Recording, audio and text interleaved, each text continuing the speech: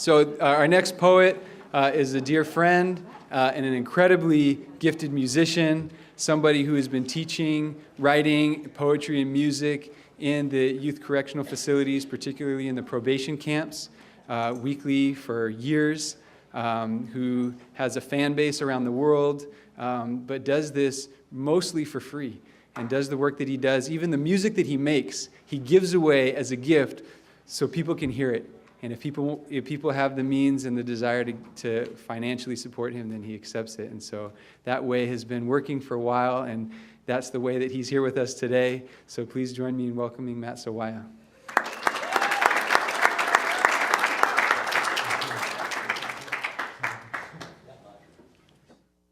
Hello, everybody. So I want to do a piece today really dedicated to all of the stories that have been shared by those who have been on this stage, and for all of the stories that I know are carried by a lot of people who have not had a chance to be on the stage.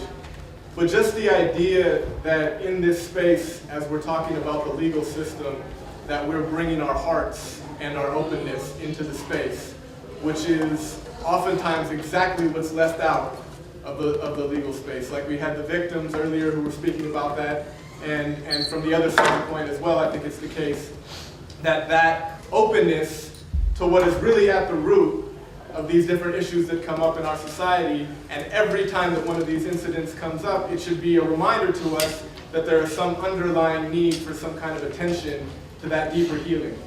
And someone, I think it was Akila, was saying earlier that for each of us, our deepest contribution may be to be able to hold our own wounds, and by opening up to those, find the gift that is inside of it, and that gift can then be transformed into something that we contribute and give as our contribution to this greater healing process. And the idea that restorative justice is, yes, between offender and victim, but also the restoration of something that has been out of balance in our community at large and in our society, which the crime is an indicator of, and then we can attend to it. So the piece I want to do is just a dedication to all of those stories and to the healing that each of us are holding in our own ways, and the gifts that we're each. I'm good. The microphone gets me into a whole nother kind of space. I'm going to start doing all of this and waving my hands, and you guys don't want a hip-hop show right now. Or maybe you do. Okay, actually, if we're doing it that way, are you guys awake? Can I hear you say yes? Yes! Yes! Yes! Okay, cool. Planet Earth. This was my place of birth. Born to step into the truth through a doorway of hurt. And I know that might sound pessimistic, but I'm thinking that's the thing that needs to be shifted. We run from it soon as discomfort hits us, and when something is broken, we get up and rush to fix it. And it makes sense. It's hard to come undone until we see the medicine is held in what we're running from. It's in the leaves growing from the trees, and in the roots, the limbs twins from which the trees feed. But still I turn away from dirt, afraid that I may see myself reflected in it, because one day that's where I'll be. As death provides a new breath and blood waters seeds, afraid of our own nature, we cover it with concrete. But we know what's underneath, and we've got dances for the grief, and the gifts that lie within the depths we're ready to receive. Thank you.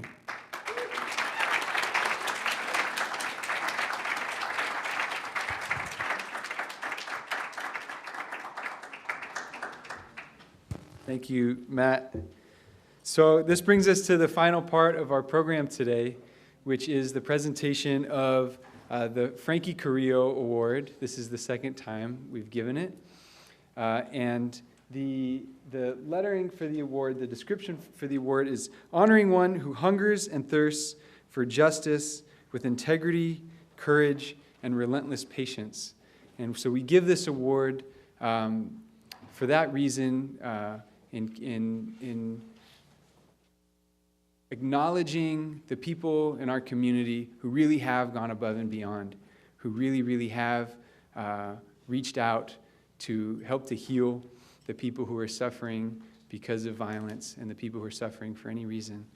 And so in order to present this award, I'd like to welcome up our advisory board member and a close friend and a hero in her own right, Laurel Coffer.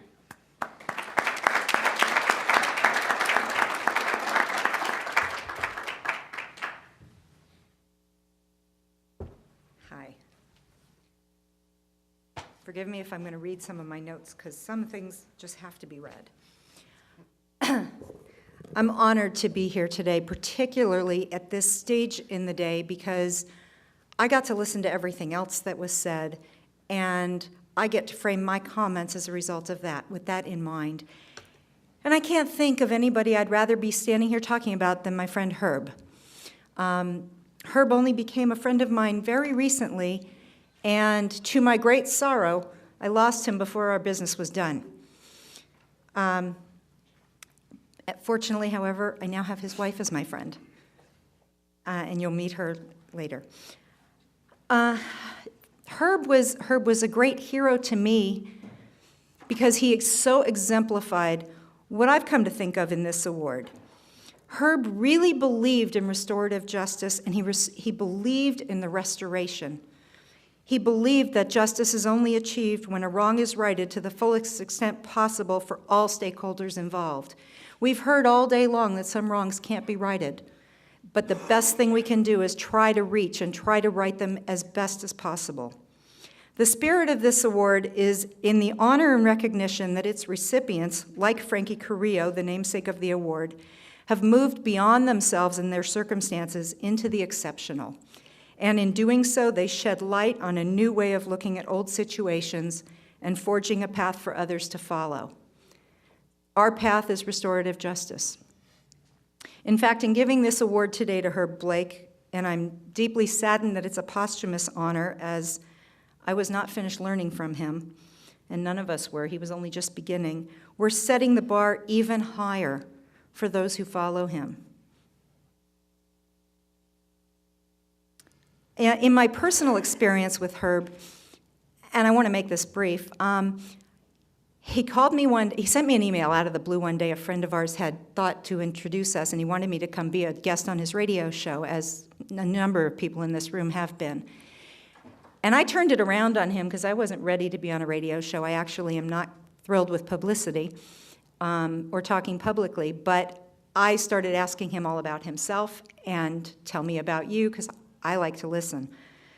And that took Herb and I into a place where we developed this friendship that he kept me company on my drives up to prison. I work once a week, generally when they're not on lockdown.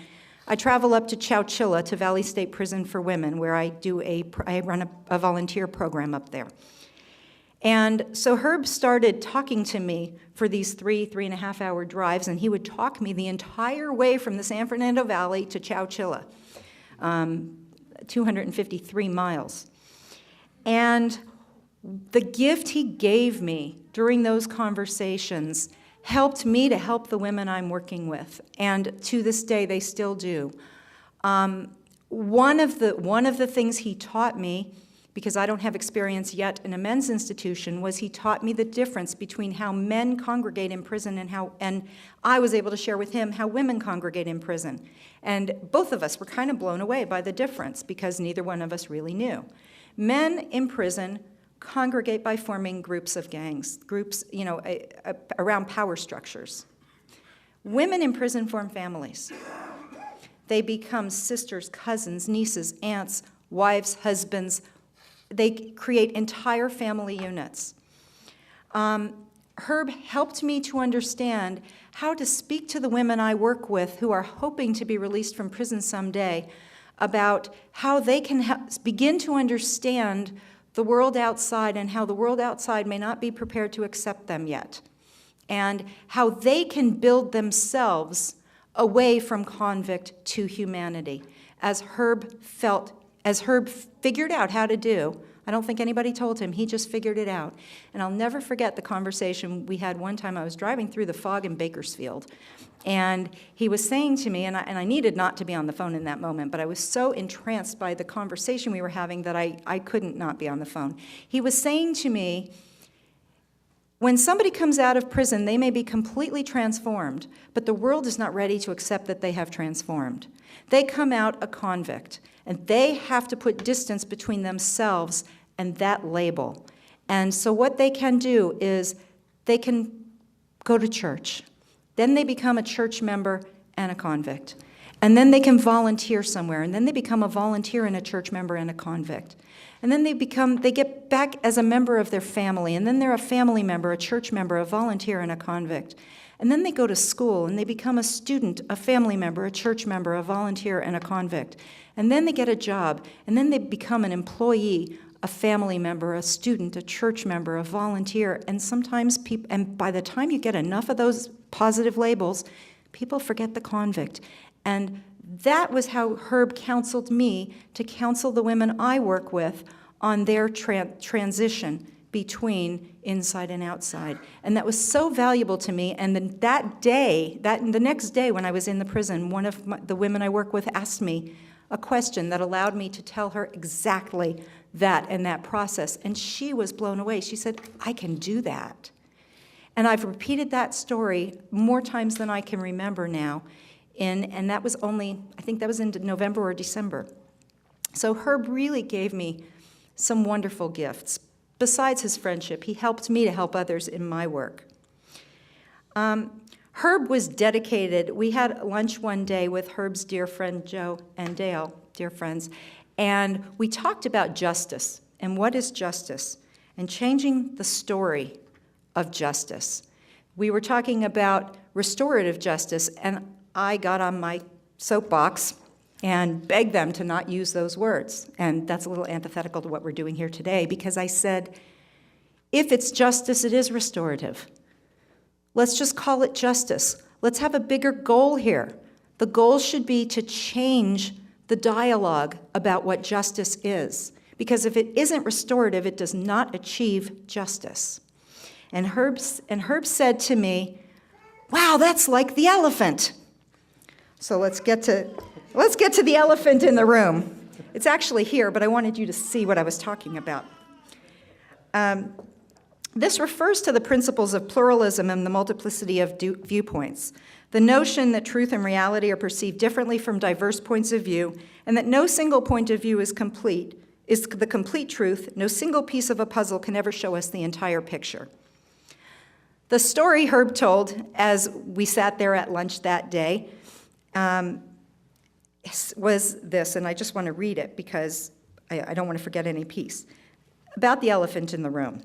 6 blind men were asked to determine what an elephant looked like by feeling different parts of the elephant's body. The blind man who feels the leg says the elephant is like a tree trunk. The one who feels the tail says it's a rope. The one who feels the trunk says it's a snake.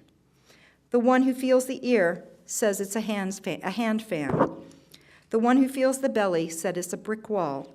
And the one who feels the trunk says it's like a solid pipe. A king explained to them, all of you are right. The reason every one of you is telling it differently is because each one of you touched a different part of the elephant. So actually, the elephant has all the features you mentioned. In many traditions, this story is used to resolve the conflict and is used to illustrate the principle of living in harmony with people who have different belief systems, and that truth can be stated in different ways. If we limit our view of justice to merely the punishment of an offender, the vindication for a victim, or the payment of a fine, we miss the elephant in the room. When we talk about justice, if we keep in mind the elephant, likening each stakeholder to a single part of the whole, rather than a whole in and of itself, we begin to understand the possibility and necessity of real justice. I want to read now Herb's words to me in an email he wrote to me in December, mid-December, when I had sent him an email about his book, which I had just finished reading finally. I'd meant to do it much sooner, but I had finished it that day, and I sent him an email. And his words back were, and I encourage each and every one of you to read this book. It is a beautiful gift. My book is not about prison. It's about the human condition when faced with the overwhelming consequences of poor choices.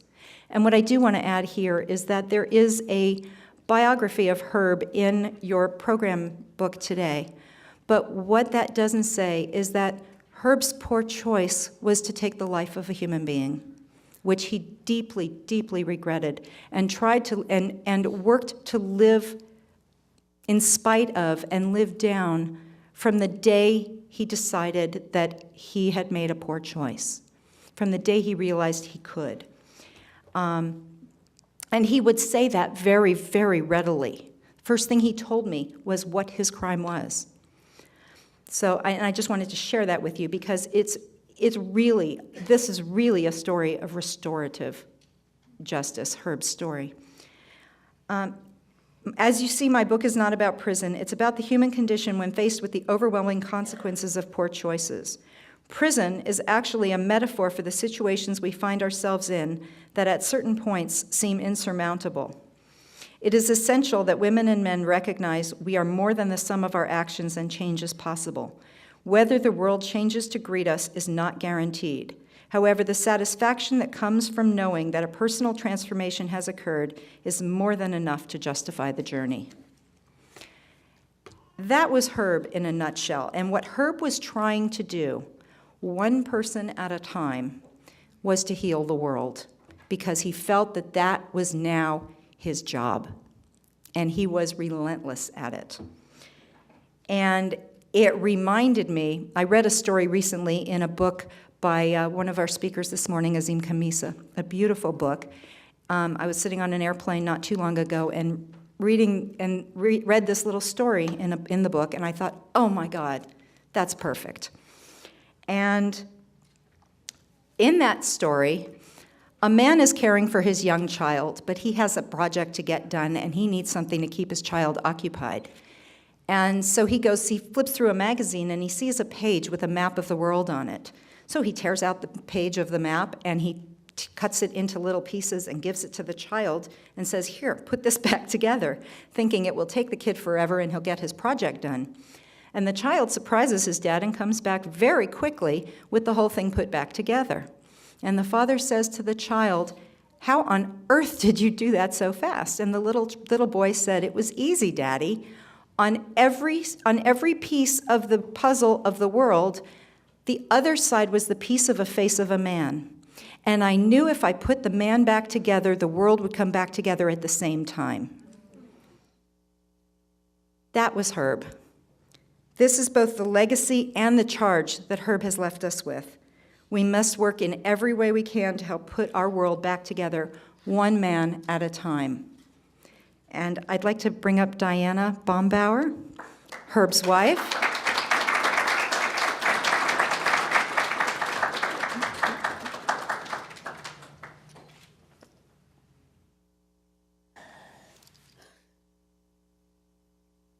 Say something, or is it too much for you? I think it's a little too much. Okay. Thank you. Okay, I'll take care of you.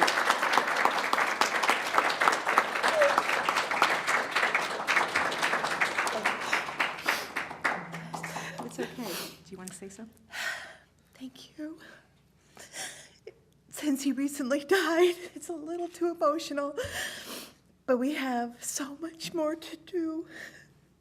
And I want you to remember that he would be here to push you all really hard. So just know that I'm going to be pushing you very, very hard. Thank you.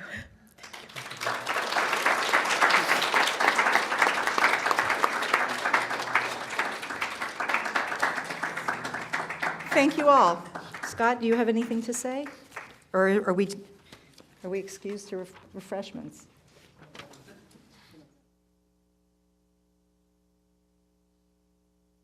Thank you, Diana. Thank you, Laurel. Yeah. I just wanted to express our deep gratitude to every person here for coming and for staying, but for coming. I look around the room. I'm sorry, I was stupid. I forgot to say something. I just want to say one thing. Diana made this elephant. Oh. That was one of the reasons I was so proud of her.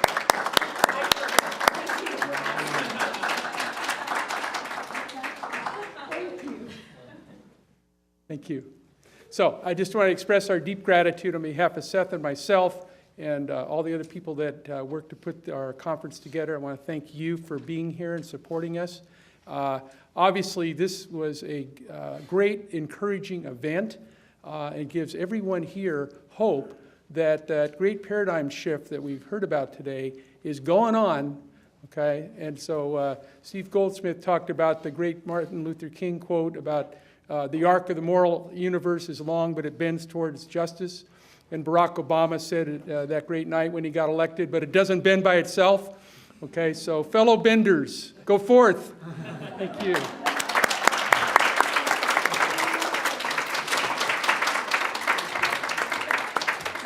And we have music and refreshments, a little bit of beer and wine, and we have the space for the rest of the evening, so please stay as long as you like.